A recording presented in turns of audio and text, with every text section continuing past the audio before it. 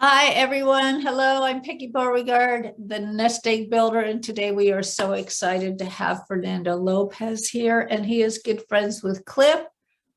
And we're going to ask Cliff to do a quick introduction of Fernando, and I'm so excited about what's going to happen today. Yay, yay. Thanks for coming, Fernando.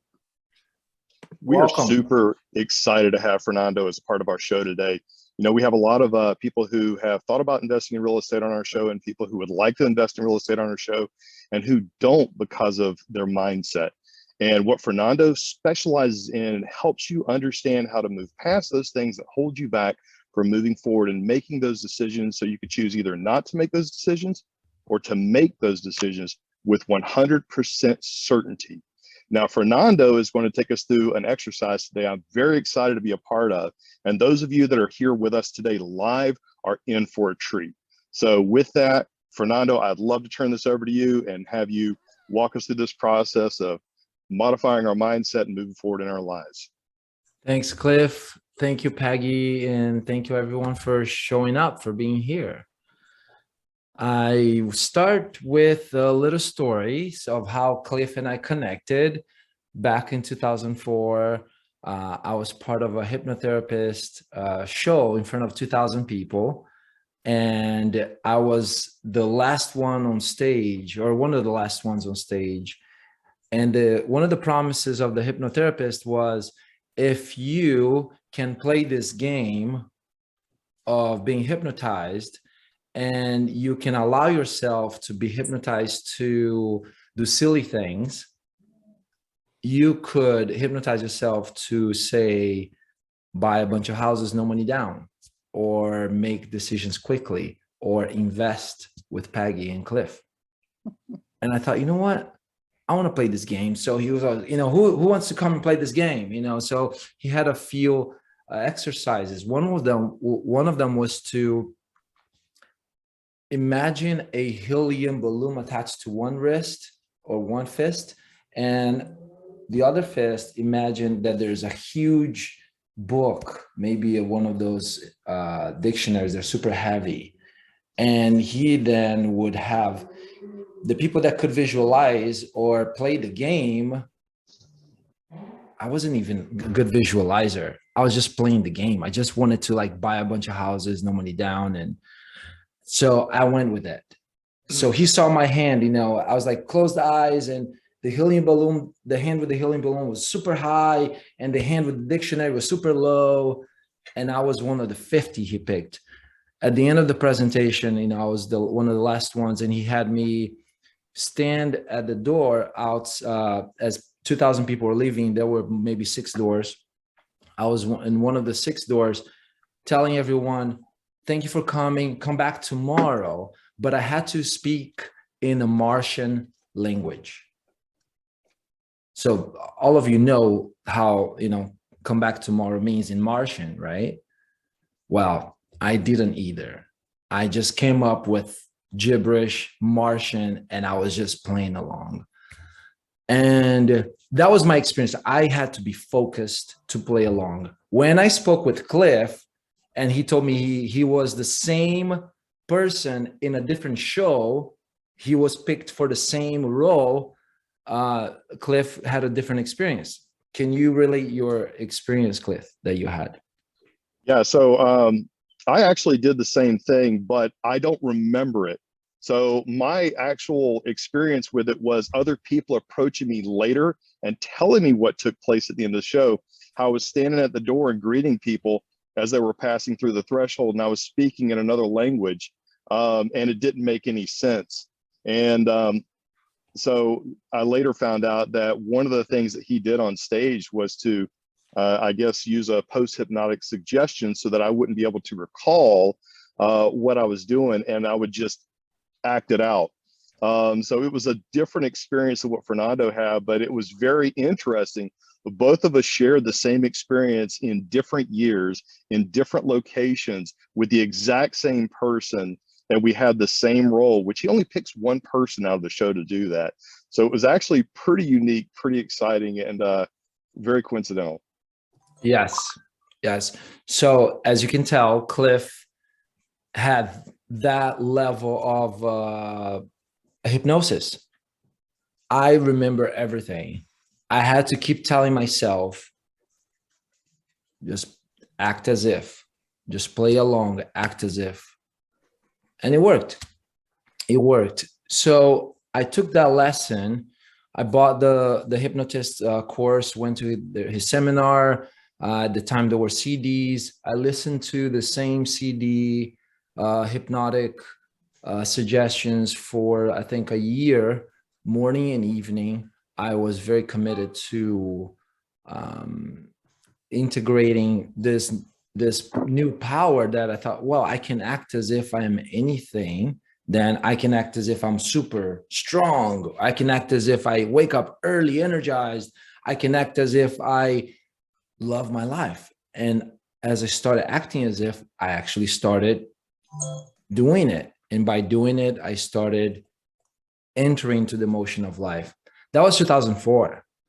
And that program, that $2,000 program back then, helped me in my $20,000 investment in a real estate coaching program, which then a year later, even 5 years later, seeing the colleagues that were in that class, maybe out of 100 people, maybe 3 to 4 succeeded. I was one of them. And if it wasn't for the hypnotherapy, I don't think I would have made part of that, of the few people that actually made something work from the mentorship in real estate. So what I like to offer for you today here is a few practices so that we can do it together, and you can also do it on your own, so that you can powerfully make decisions that are aligned with your values. So you can powerfully choose, here is an investment. Shall I invest? Yes or no? You can check in the numbers. You can check in with your intuition. You make the decision. Would that be helpful? Let me see a show of hands. Would that be helpful if you could make decisions? Yes, I see 1, 2, 3. Okay. 5, 6, 7. Okay. Awesome. And if you are not on camera and you're raising your hand, I feel it. Thank you for participating. Let's then start with a framework that I'm going to change the view because I have the view to gallery. No, let's leave it in gallery. Let's start with the framework that the past is over. The past is over, meaning if we bring the lessons from the past where we made bad decisions and we bring the negativity of those bad decisions to the present, we're recreating, at least internally, the very same thing that we dislike. So the framework that the past is over allows us to make decisions from the moment while bringing the wisdom from the past. And how do we then get the wisdom from the past? One way to get the wisdom from the past is make a list, or you can speak into an audio recorder. There are times that you made choices, whether it had to do with money or not, where you had a gut feeling about the choice you were making. You had a gut feeling that you should have made a different choice, yet you did not obey your gut feeling. And for a show of hands here, let me see who here has had their gut feeling betray you or trick you. Has your gut feeling ever betrayed you? I see 1 hand, 2 hands. Okay, let's hear from you guys. So Tina, please share the time that your gut feeling betrayed you.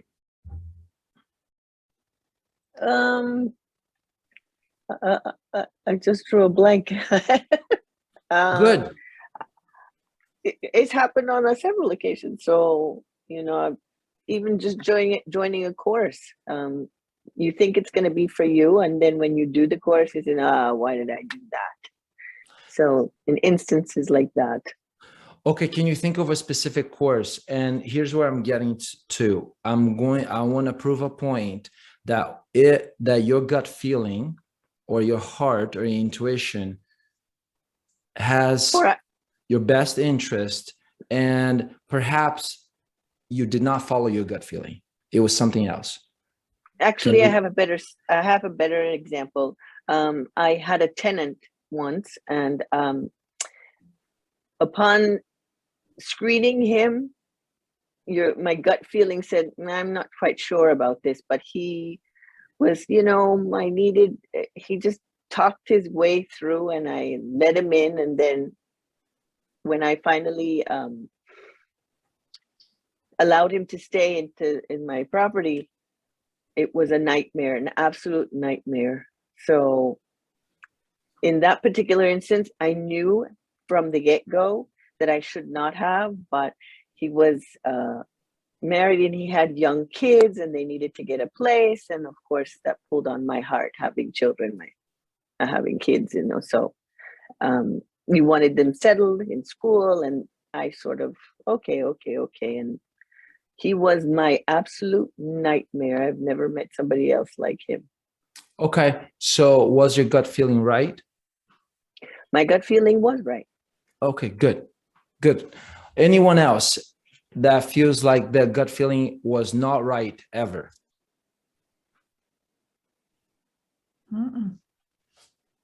No? So can we all agree that our gut feeling has always had our back? And when I say the gut feeling, call it your parasympathetic nervous system, which is that the nervous system that keeps your organs operating, which your conscious mind has zero control of. The conscious mind can process 100 bits of information per second, 100. It's very little. In contrast, the unconscious mind or the parasympathetic nervous system keeps your heart beating, the lungs breathing, hair growing faster for others than for in me. Exactly, Timothy. Yes, I see you. And Arthur. When we start getting more connected to the parasympathetic nervous system, the same system that keeps the body alive, that system can process 11 million bits of information per second.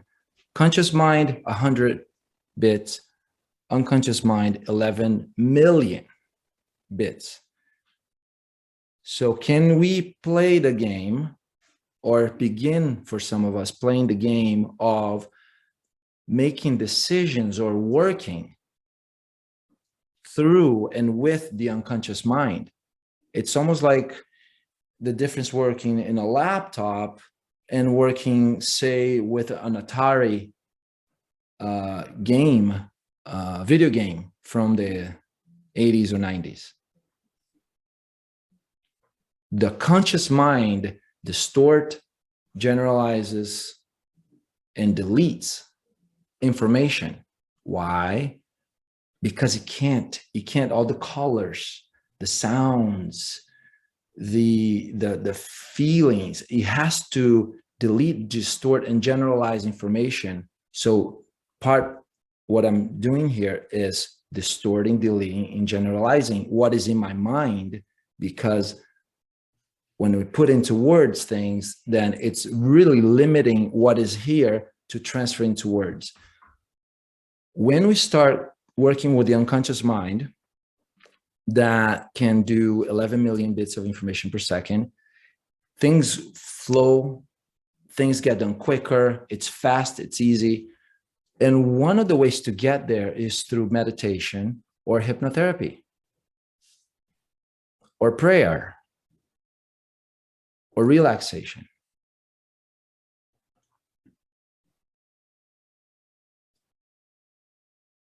one of the best times to make decisions that I found is coming out of prayer or meditation or even waking up. Whether you're waking up from a nap or waking up from your night's rest, is making the decision right then and there before the conscious mind is like, it's making the comments. The conscious mind plays a role of making comments and plays catch up on the big job the unconscious mind is doing, which is keeping your body alive. So if we all agreed that our intuition has always given us signs that were pretty clear of what we needed to do in the past, can then we start obeying that intuition, that heart? Yes. Awesome. I see some people shaking their heads. So I'll ask the question again. Has here anyone had a time where the intuition did not have their backs or proved to be wrong? One more chance. Well, it's not that, it's following it. It's one thing to hear it, it's another thing to follow what it says. Yeah. That's Yes. a good point, because I can definitely recognize decisions that I've made personally that I think my gut was really telling me, and then I went ahead and acted on. I mean, I've been married and divorced twice. I mean, there you go. Well, I had a bad car accident a couple of years ago because my intuition, or whatever you want to call it, told me just pull off the road and do this phone call. And it was raining. And I'm like, oh no, I got to get to my meeting across town. So I got on the road. I ended up going into a skid on the curb on the freeway, totaled the car, but here I am. But I didn't follow the intuition. I didn't listen. I listened and I overrode the decision. So the real question, because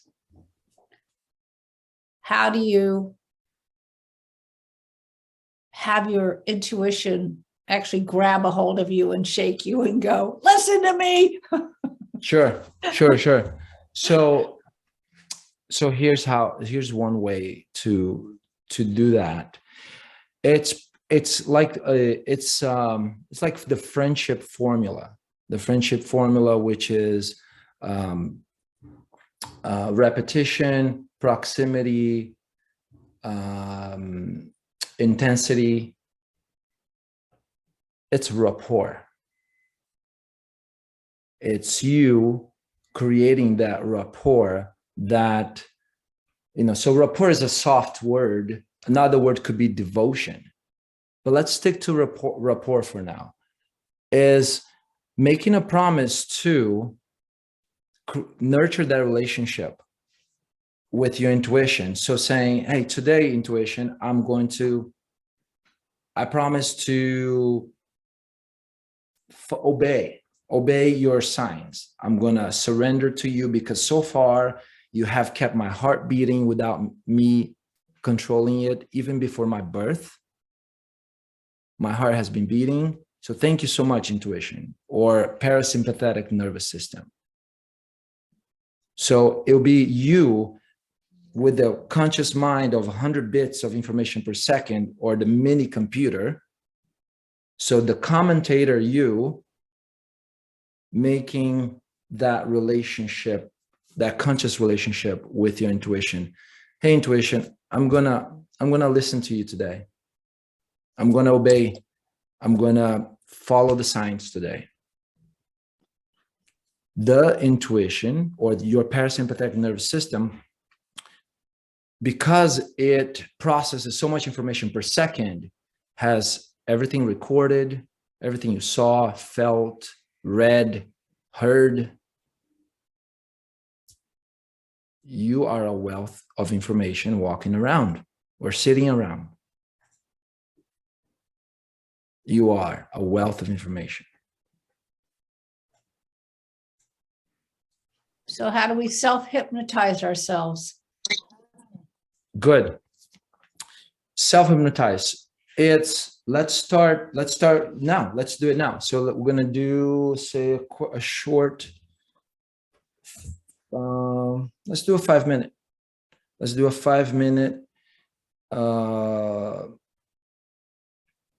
meditation / hypnotherapy. And here, all we're going to do is we're going to learn to relax the physical body. We're going to learn to relax the physical body, and we're going to use few cues or triggers to, if we forget to relax, then we can follow something. The commentator mind can follow something. One of those somethings can be the breath, where you can be counting your breath in or and out, or you can be scanning your body. So you feel your toes on your right foot, then you feel your toes on your left foot. And when I say feel your toes, so you can imagine, if you practice, you can go, okay, yeah, I feel the big toe of my right foot right now. I can feel it. I can focus on it. And for some of you might be like, I can imagine what it would feel like to feel it. And then little by little or very fast, you're going to start having consciousness of parts of your body. And that's just one technique. Or you can just focus on the breath. So we're going to start with the breathing. Then I'm going to guide a body scanning exercise. And then we'll come back and we'll take shares. And then we'll go into the next one, which is going to be the release exercise, where we get to release any limiting beliefs we have about trusting ourselves to make amazing decisions. Sounds good? Sounds fantastic. All right. Marcy thinks so. Wonderful. So I'm going to put a timer here of 5 minutes. So I invite everyone to close your eyes. And I'm going to start speaking in a more relaxed voice so you can relax as well. And if you need to adjust the way you're sitting, go ahead and do so.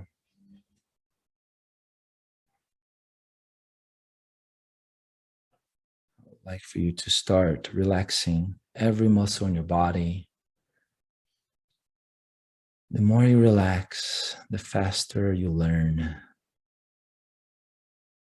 The more you relax, the healthier you get. A relaxed person makes better decisions.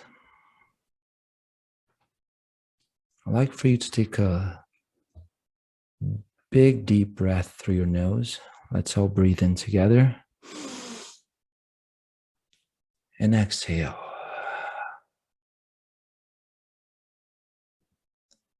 And breathe in.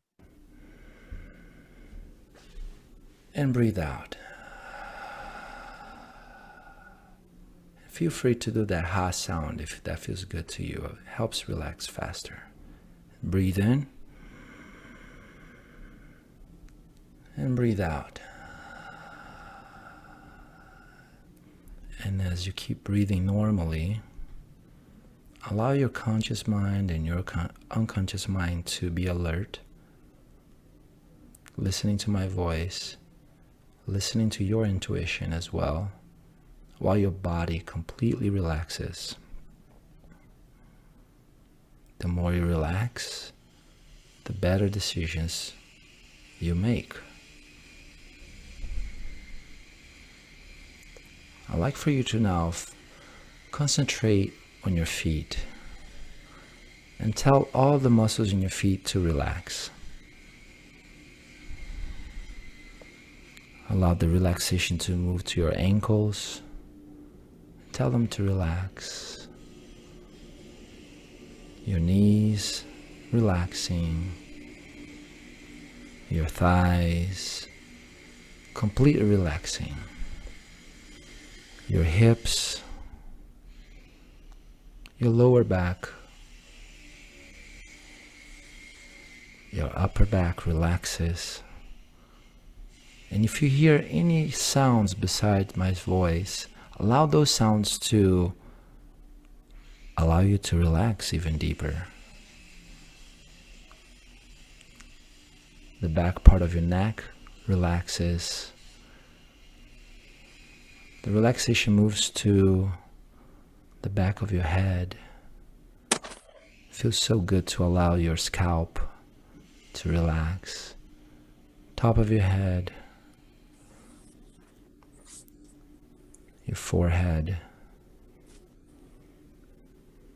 your eyes completely relax. The more you relax, the better decisions you will make. Your cheeks relax, your nose relaxes, your mouth, your tongue completely relaxed, your jaw relaxes.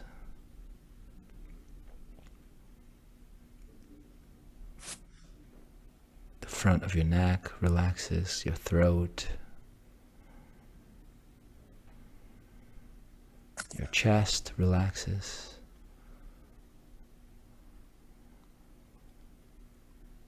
Allow the relaxation to move to your belly,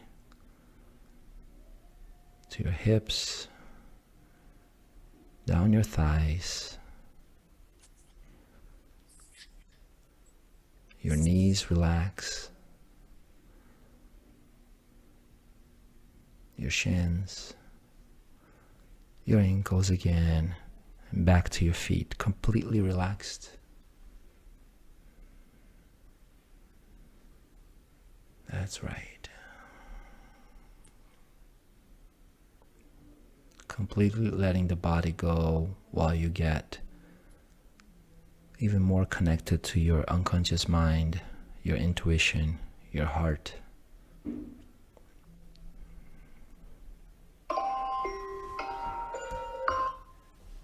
And as the timer lets us know that it's time to come out of meditation, let's take 3 deep breaths. Go ahead and inhale together. And exhale. Inhale one more time. And exhale. And inhale one last time together. And exhale.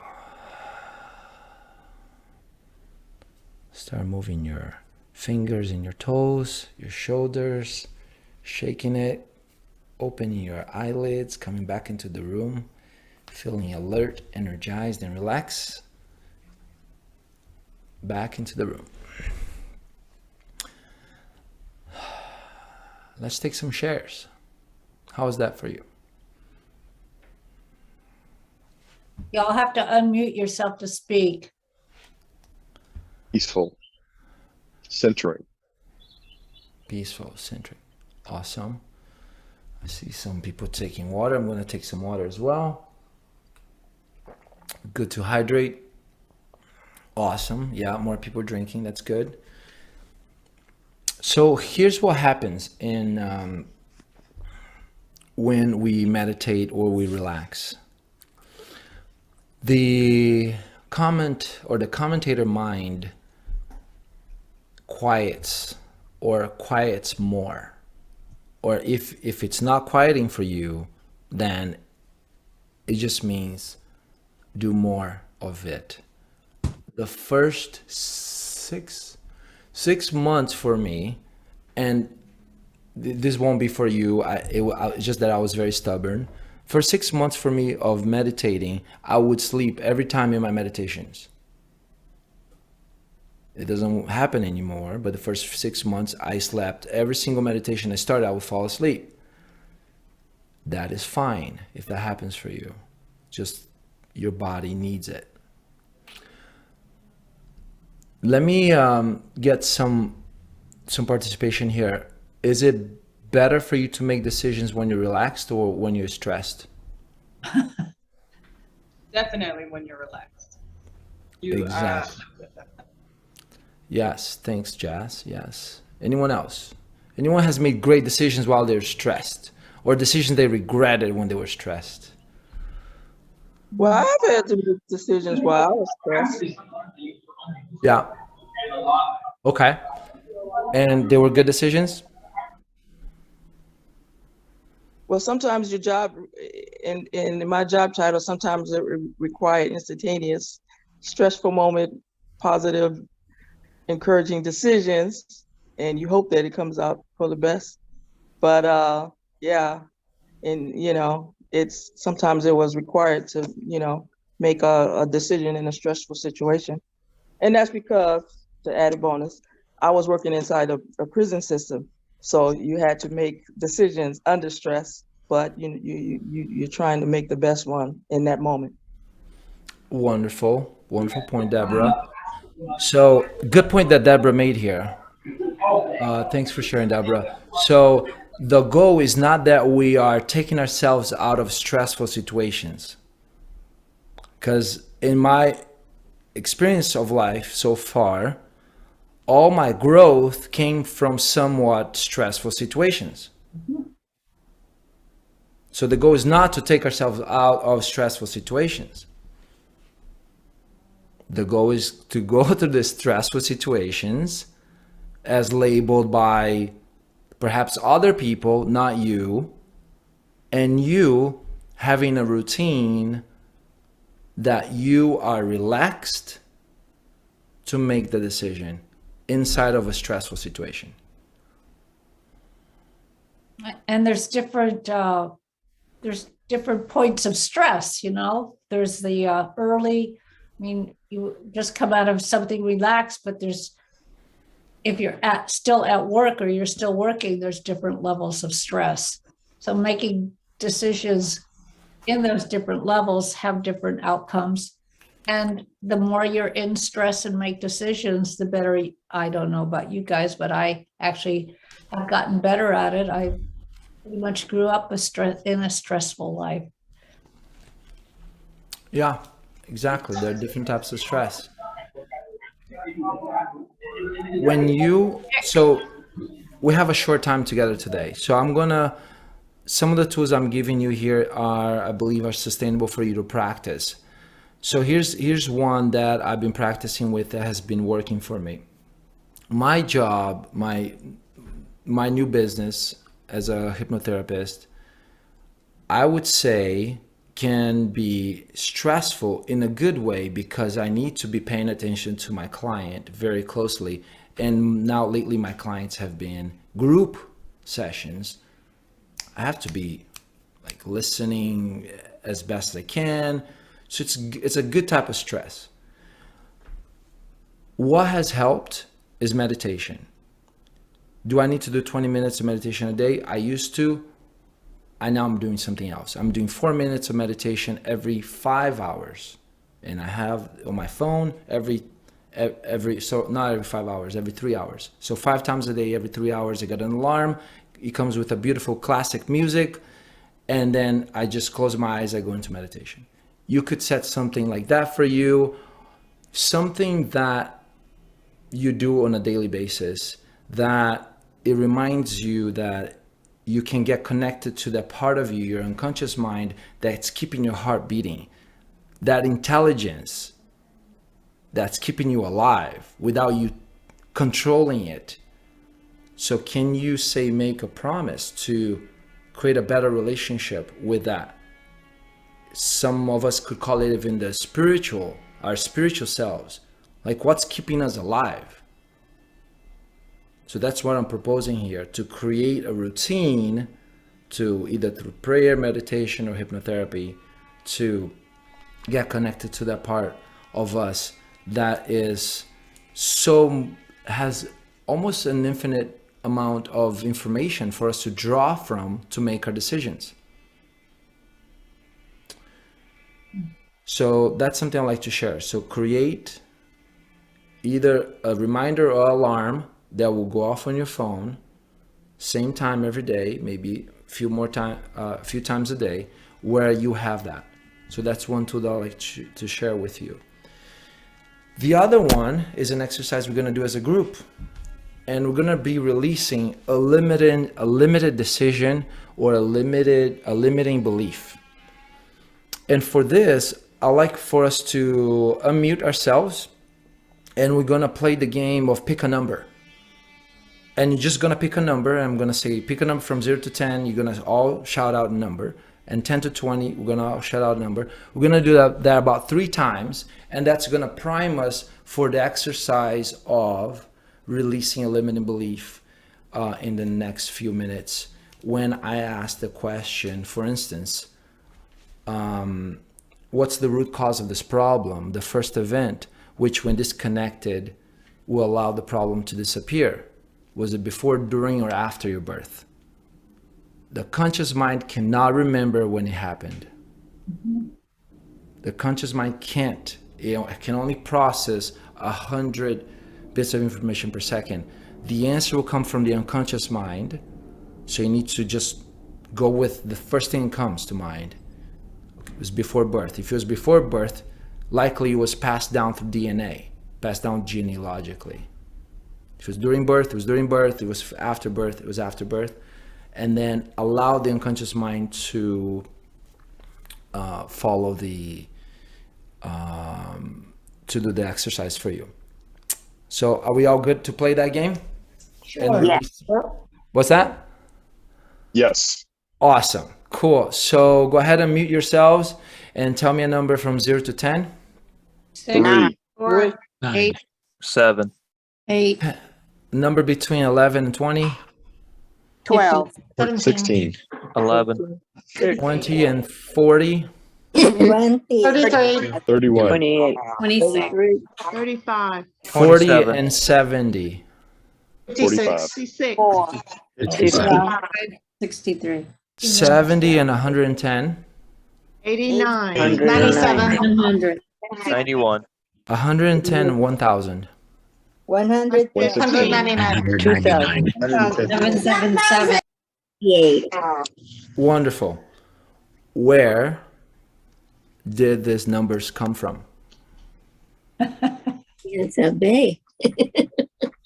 Okay, so let's do that one more time. So let's play the game that those numbers came from the unconscious mind.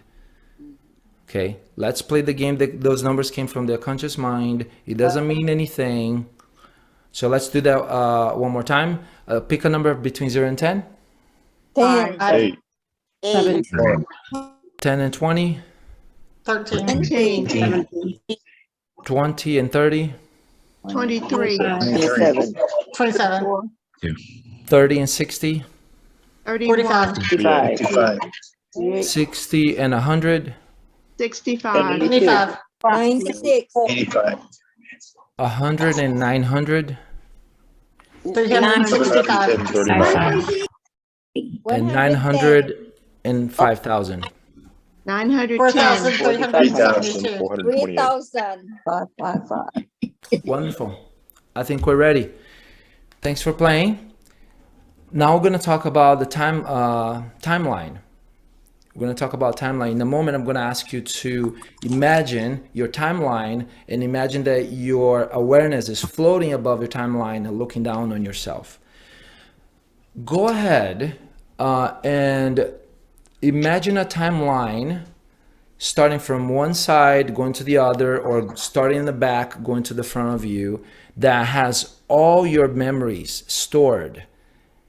And to the other side has all the plans you have to make in the future. And go ahead and point. Go ahead and point to, using your fingers, your hand, where is past in that timeline? Okay, good. So I see hands, okay, good.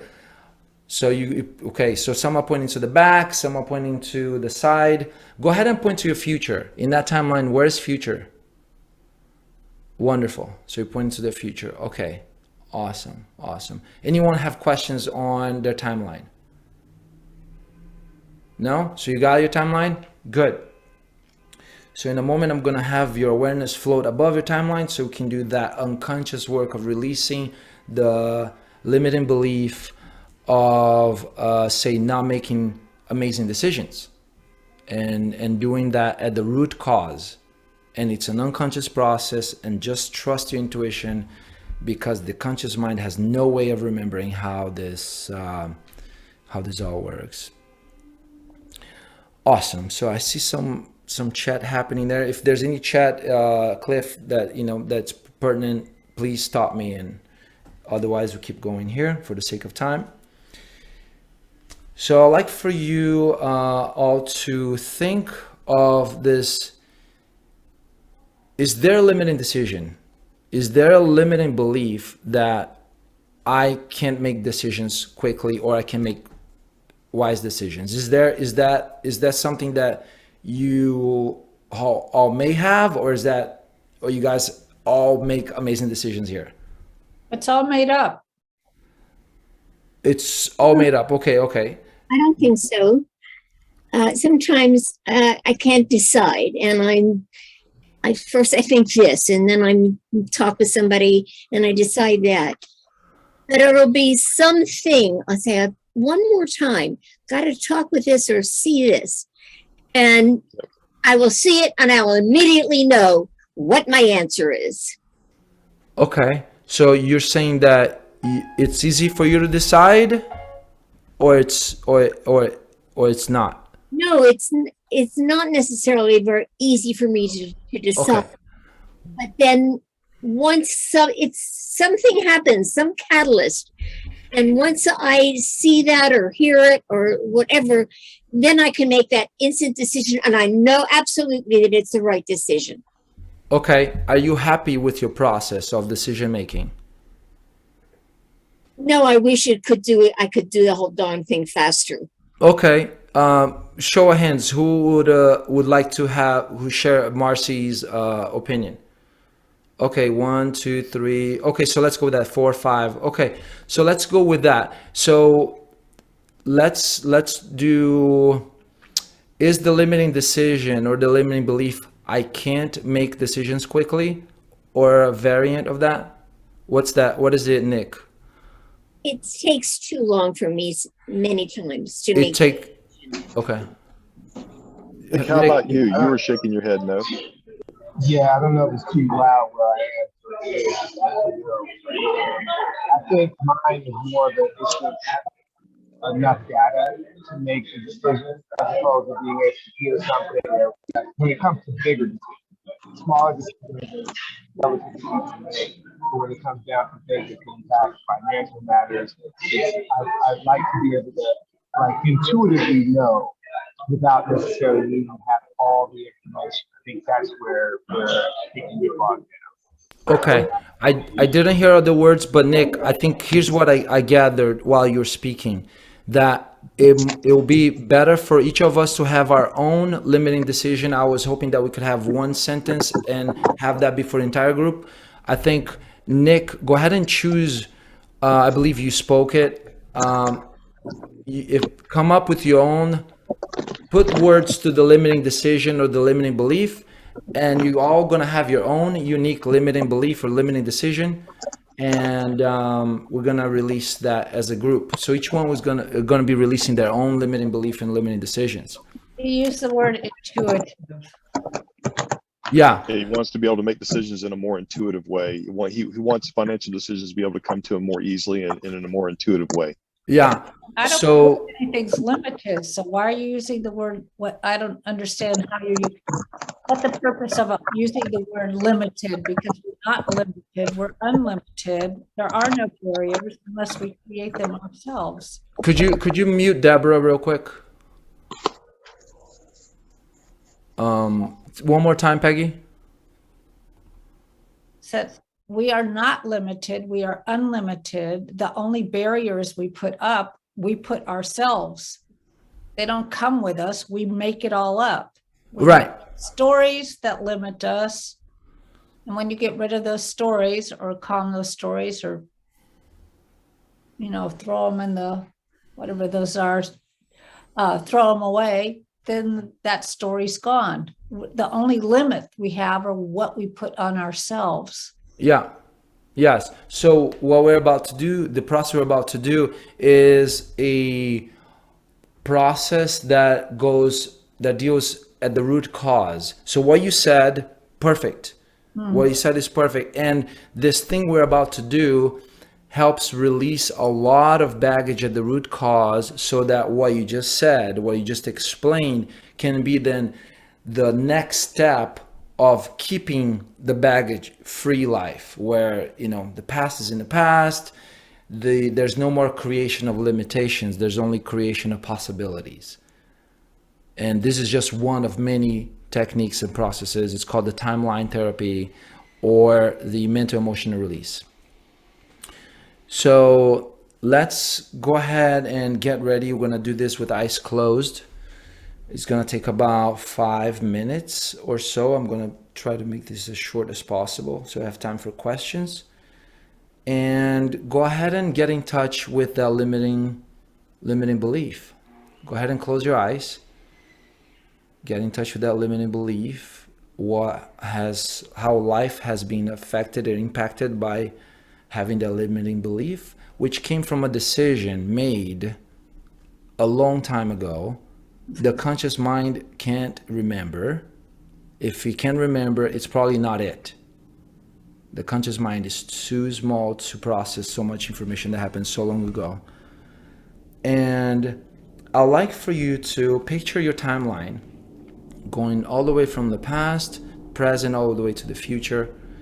And I'd like to ask you, is it all right with your unconscious mind for you to be free of this limiting belief and the limiting decision, the decision that was made in the past to believe this thing, and for you to be aware of this release consciously? If it's all right with your unconscious mind for you to release and be free of this today, go ahead and raise your hands. I see some hands. Wonderful. Now, what is the root cause of this problem? The first event, which when disconnected, will cause the limiting belief and the limiting decision to disappear.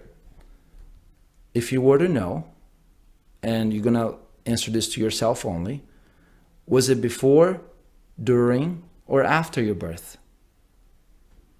Go with the first thing that comes to mind. Just keep it to yourself. Keep your eyes closed. If it was before, was in the womb or before?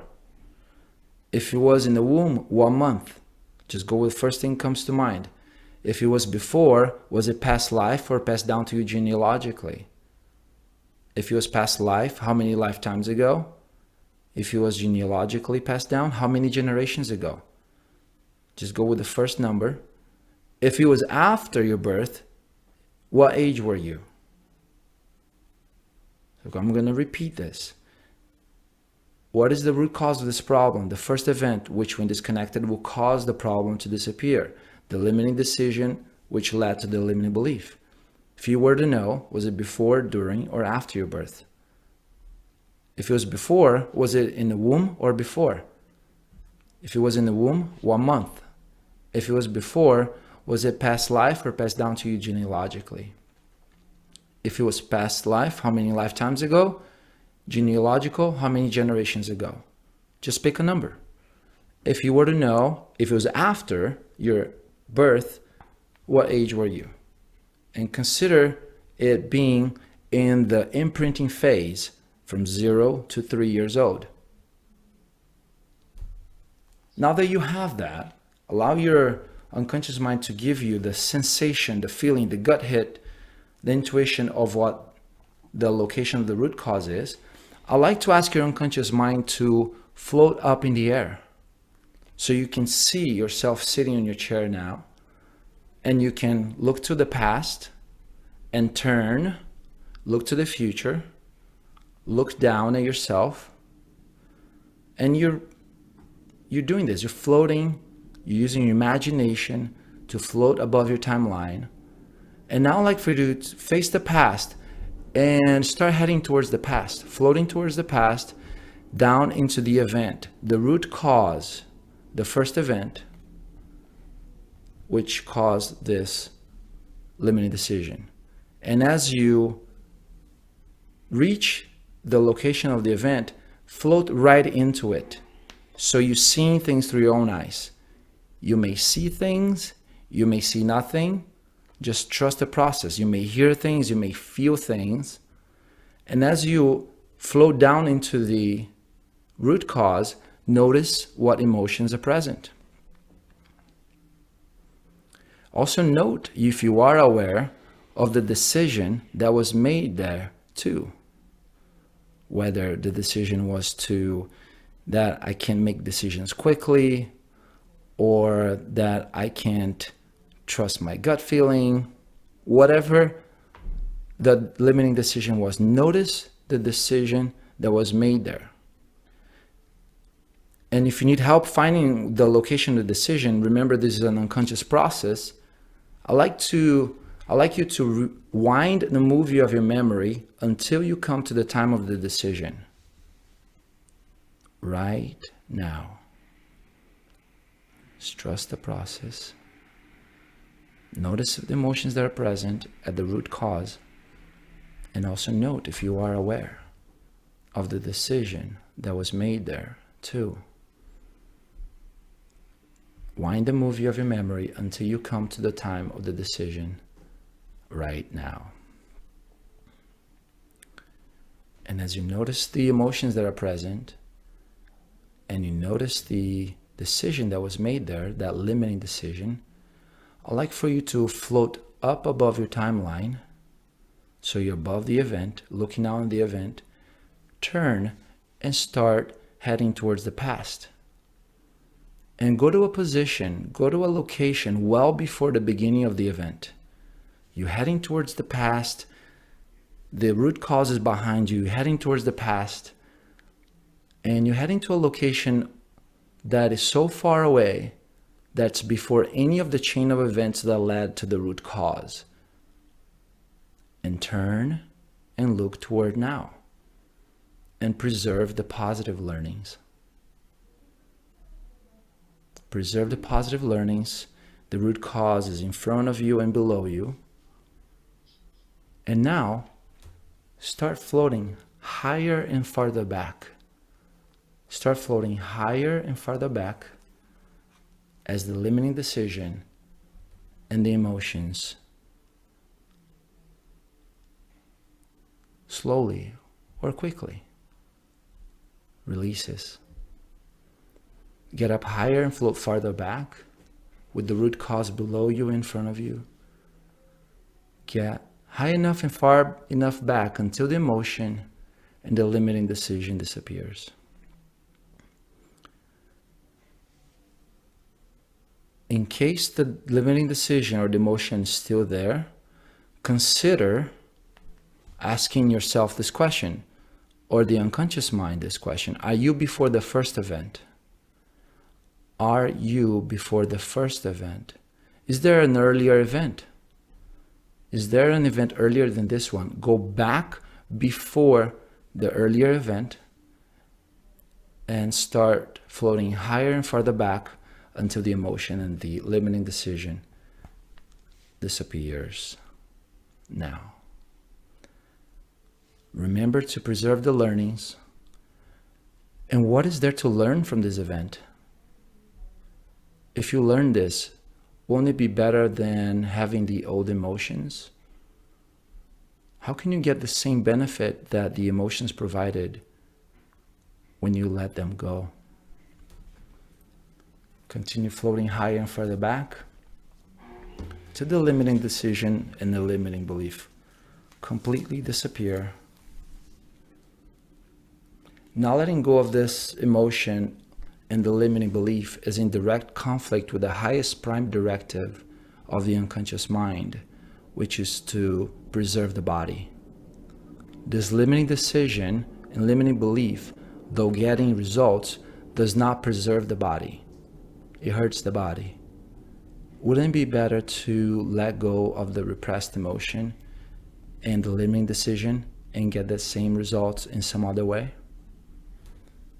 Keep floating higher and further back until the limiting decision and the emotions completely disappear. Now. Excellent. When you're satisfied with that process, I'd like for you to float down inside the event. So you're going to float down inside the root cause, Inside the event, looking through your own eyes and check on the emotions. Are they there? Or have they disappeared? And the limit and the decision, has it disappeared as well? Look around. See what has happened. See how much it has released. If it has a little bit to release, if it has released, but there's a little bit left, get up and start floating higher and farther back until the emotion completely releases now, as well as the limiting decision. Excellent. As a group, come back to the root cause and float above your timeline so you are above the event, and we're going to start coming back. Start coming back and floating towards now only as quickly as you allow all of the events between then and now to reevaluate themselves in light of your new choices. And let go of all of the negative emotions on those events. Preserve the learnings and let go of the emotions and allow each event to reevaluate itself all the way back to now. And flow back to now, allowing all of the negative emotions on the subsequent events to reevaluate themselves in light of your new choices. Start coming back to now and come back into the room. And when you're ready, start opening your eyes and back into the room. So thank you, Fernando. We are at the top of the hour and we want to be respectful of everyone's time. And I want to thank you very much for doing this. I'm going to stop the recording and everyone can stay and talk to Fernando after, but I want to be respectful of everyone's time. So thank you. Welcome.